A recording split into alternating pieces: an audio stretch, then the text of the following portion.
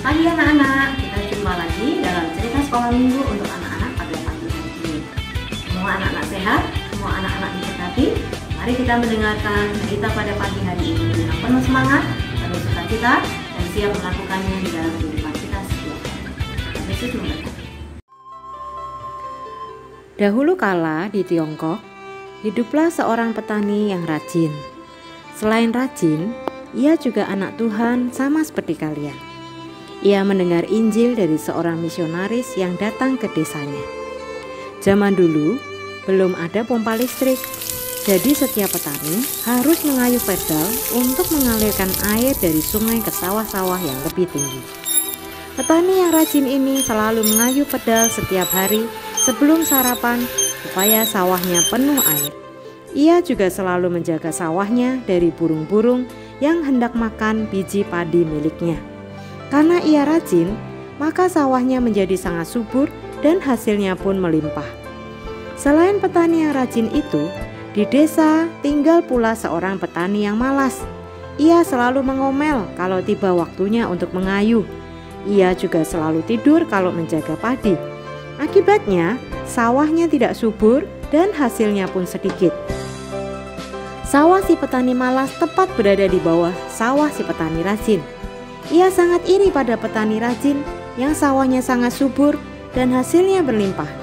Ia ingin sawahnya juga seperti sawah si petani rajin, tetapi ia tidak mau bekerja keras. Karena itu ia mencari akal. Aha, petani malas itu mendapat akal. Malam harinya, setelah si petani rajin itu tidur, ia mengendap-mengendap di pematang sawah yang membatasi sawahnya dengan sawah petani rajin. Apa yang dilakukannya? Oh, ternyata ia membuat lubang di pematang sawah itu. Akibatnya air dari sawah si petani rajin mengalir ke sawahnya sehingga sawahnya penuh dengan air. Petani malas merasa senang karena tanpa bersusah payah, sawahnya telah penuh dengan air.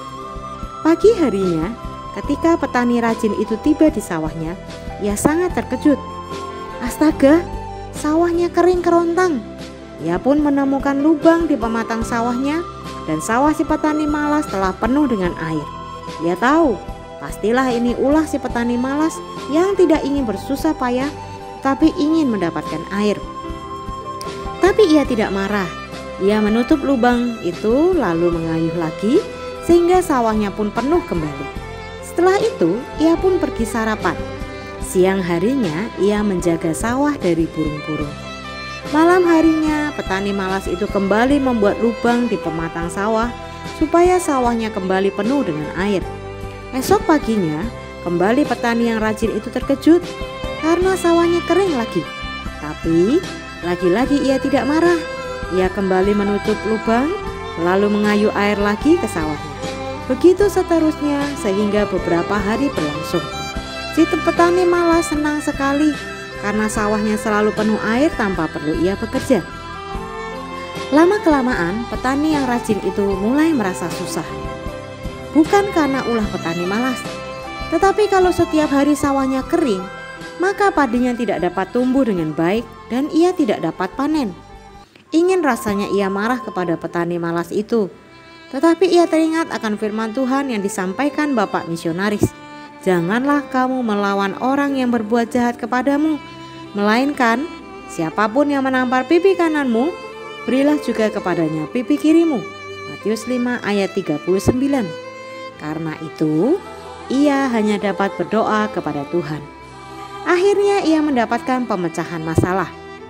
Besok harinya ia bangun lebih pagi, dan sebelum ia mengayuh air untuk sawahnya, ia terlebih dahulu mengayuh air untuk sawah petani malas itu sampai sawah petani malas itu penuh air.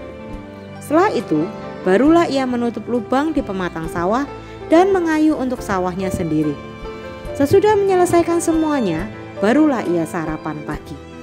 Malam harinya, ketika petani malas itu datang untuk membuat lubang kembali di pematang sawah, ia terkejut karena ia menemukan bahwa sawahnya telah penuh dengan air. Ia tidak boleh membuat lubang di pematang sawahnya lagi, karena jika demikian, sawahnya akan kebanjiran. Karena itulah ia pulang ke rumah. Maka setiap hari petani yang rajin itu terus melakukan hal yang sama. Ia melubangi pematang sawah dan mengayuh air ke bawah sawah milik petani malas terlebih dahulu. Setelah itu barulah ia menutupnya lagi dan mengayuh lagi untuk sawahnya sendiri.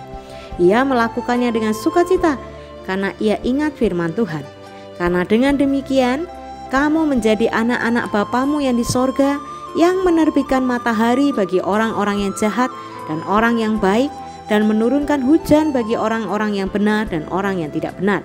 Matius 5 ayat 45. Ia selalu memenuhi sawah petani malas itu dengan air sebelum ia memenuhi sawahnya sendiri. Pada suatu sore, ketika petani yang rajin itu hendak pulang ke rumah, petani yang malas itu menjumpainya. "Mengapa kamu demikian baik padaku? Padahal aku telah berbuat jahat kepadamu," tanyanya. "Apakah kamu sungguh ingin tahu jawabannya?" kata petani rajin itu kepadanya. Petani malas itu mengangguk. Kebetulan besok adalah hari Minggu. Maka ia mengajak petani malas itu ke pertemuan orang-orang Kristen di desanya dan memperkenalkannya kepada bapak misionaris. Bapak misionaris pun menceritakan kepadanya tentang kasih Tuhan Yesus yang telah berkorban di atas kayu salib untuk menebus manusia dari dosa. Kini si petani malas telah menjadi anak Tuhan juga. Ia tidak malas lagi. Kini ia menjadi petani yang rajin. Kini desa itu punya 2 petani yang rajin. Mereka bekerja dengan sukacita, bahkan mereka saling mengayuh air ke sawah temannya. Sawah mereka berdua tumbuh subur dan hasilnya berlimpah-limpah. Sukacita pun mereka semakin bertambah. Anak-anak, kalau kita dinakali oleh teman, kadang dalam hati kita ada keinginan untuk membalas. Apalagi kalau ada teman yang berkata, "Sudah, pukul saja." Selain itu, kalian sering melihat di TV atau di film kalau jagoan itu biasanya memukul musuh. Lalu kalian berpikir, "Wah, hebat ya." Tapi jangan salah, firman Tuhan berkata lain. Orang yang sabar melebihi seorang pahlawan yang menguasai dirinya, melebihi orang yang merebut kota. Demikian kata Amsal 16 ayat 32. Jagoan sejati adalah seorang yang sabar, tidak marah, apalagi membalas. Kasihilah temanmu yang bersalah kepadamu, itu baru jagoan. Tuhan, itu baru hebat, kata Tuhan demikian. Oke, mulai sekarang marilah kita jadi jagoan-jagoan Tuhan. Jagoan Tuhan selalu membawa kegembiraan dan damai dimanapun kita berada. Diterbitkan di rubrik Masa Kecil, Majalah Berita GKMI, November 2014. Yang cerita sekolah minggu pada pagi hari ini, semua yang mendengarkan kiranya diberkati, makin setia, makin cinta Tuhan, dan makin tahu apa yang harus dikerjakan di dalam kehidupan sehari-hari. Shalom, Tuhan Yesus memberkati.